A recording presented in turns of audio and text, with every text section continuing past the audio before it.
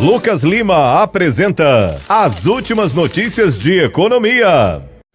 Sabesp se prepara à privatização, diz Dória. Nesse final de semana, o governador de São Paulo, João Dória, afirmou que a Sabesp, Companhia de Saneamento Básico de São Paulo, será preparada para a privatização nos próximos anos.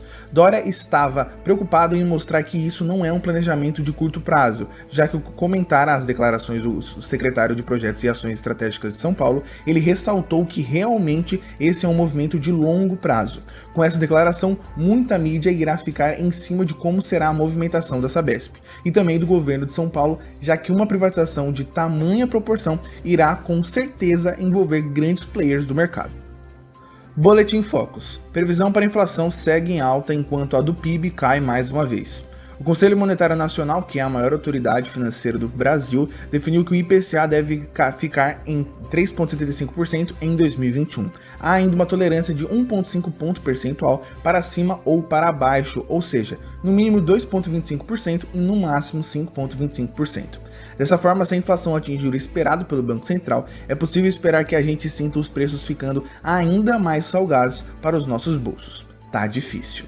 Na semana passada, o Banco Central esperava que a economia brasileira poderia crescer 5,28% neste ano. Já no Boletim Focus divulgado hoje, a previsão caiu para 5,27%. Brasileiro já paga mais de R$ 7,00 por litro de gasolina. Só ao longo do ano de 2021, a gasolina já aumentou mais de 50% e em alguns estados ultrapassou os R$ 7,00, podendo subir ainda mais. De acordo com a pesquisa da ANP, Agência Nacional de Petróleo, Gás Natural e Biocombustíveis, no Rio Grande do Sul e no Rio de Janeiro, o valor passou de R$ 7,00 e no Acre, R$ 6,99. Já em todo o país, o preço médio subiu 0,22% na semana passada. Segundo os últimos dados disponíveis no mês, o aumento foi de 0,60% no acumulado. Um ambiente de instabilidade e insegurança política também impacta os indicadores financeiros, dentre os quais este é o dólar, o câmbio e outros que interferem diretamente na vida das pessoas. Especialistas ainda afirmam que o ICMS, que é o imposto estadual, também interfere no preço dos combustíveis, pois mexe com 27,9% do valor final. Isso sem contar impostos federais como o CID, o PIS e o CONFINS, que representam mais ou menos 11% do valor final também. Crise em importos encarece produtos no mundo todo. Mesmo depois de um relativo alívio da pandemia, Brasil afora, com a vacinação, a cadeia global de suprimentos continua bem comprometida, fazendo com que produtos de consumo base fiquem mais escassos, tornando mais caro para as empresas o envio de mercadorias. Tirando do grego, o que significa isso é, na prática, a produção fica mais comprometida quando não se tem certeza do quanto irá ser consumido por parte da população. Isso acontece porque no mundo todo não se sabe se efetivamente sairemos de fato da pandemia com a vacinação ou se a variante Delta irá realmente representar um risco para voltarmos para a estaca zero de todo o mundo. Em casa, produção desacelerada. Por exemplo, empresas como Adidas e Crocs já alertaram sobre os possíveis riscos de interrupção novamente da cadeia de produção.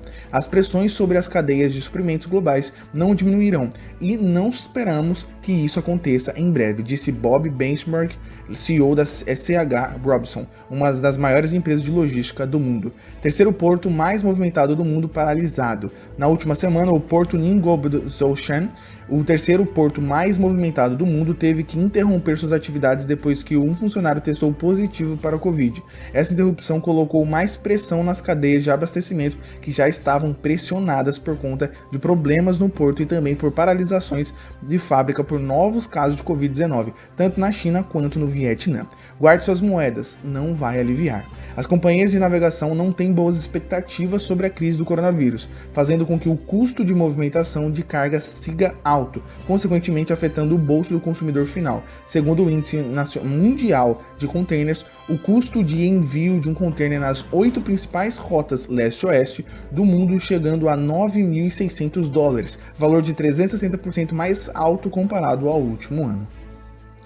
Câmara dos Estados Unidos aprova acordo de gastos de 3,5 trilhões de dólares. A Câmara dos Estados Unidos aprovou um plano de orçamento de 3,5 trilhões de dólares para medidas de educação, saúde, meio ambiente e segurança. A proposta, uma das mais importantes da agenda do Joe Biden, passou por pouco. Isso porque a votação foi mega acirrada, 220 votos a favor e 212 contrários. Esse não é o único projeto em discussão lá nos Estados Unidos. Semana passada o Senado aprovou um projeto de infraestrutura de $1 trilhão que agora deve ser analisado pela Câmara. Assim, alguns democratas ainda estão receosos em relação aos custos da aprovação dessas medidas todas. Além disso, os democratas são a maioria na Câmara, mas por pouca diferença, então eles têm pouca margem para errar e se dividir. Porém, parte deles acredita que aprovar o projeto de infraestrutura deveria ser prioridade em vez do plano orçamentário aprovado ontem. Afinal, esse plano de $1 trilhão pode transformar as estradas, pontes e aeroportos do país e, consequentemente, melhorar a logística.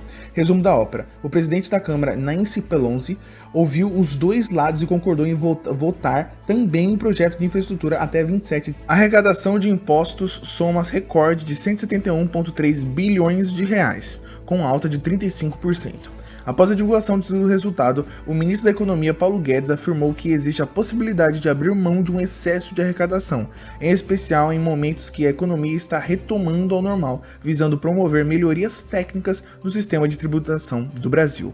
As três principais mudanças seriam: instituição de imposto sobre valor agregado, redução de imposto da renda das empresas e instituição de tributação sobre lucros e dividendos. Diz que hidrelétricas estão no limite e pede economia de energia.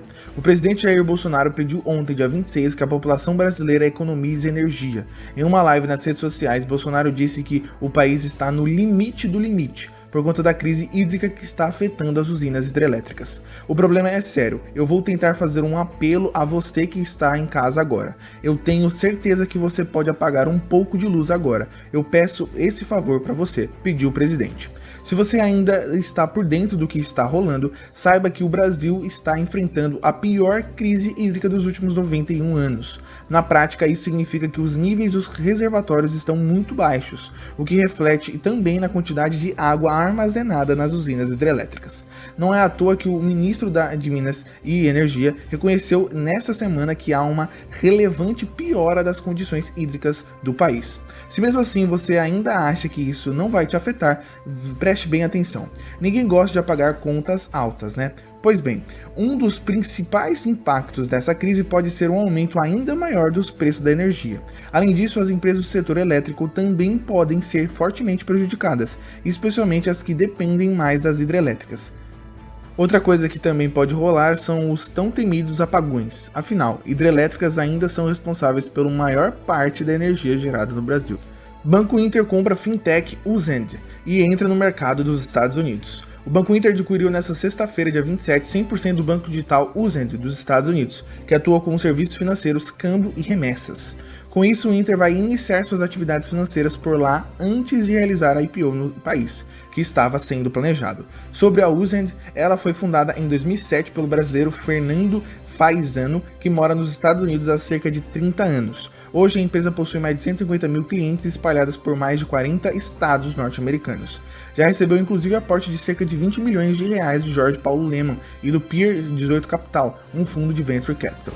Significado de capital de risco, Venture Capital é basicamente um modo de investimento focado em empresas de pequeno a médio porte com grande potencial de crescimento. O CEO do Inter, João Victor Menem, disse que com a aquisição o Inter poderá se posicionar como um full digital bank dos Estados Unidos, com produtos de preços justos e mais eficientes.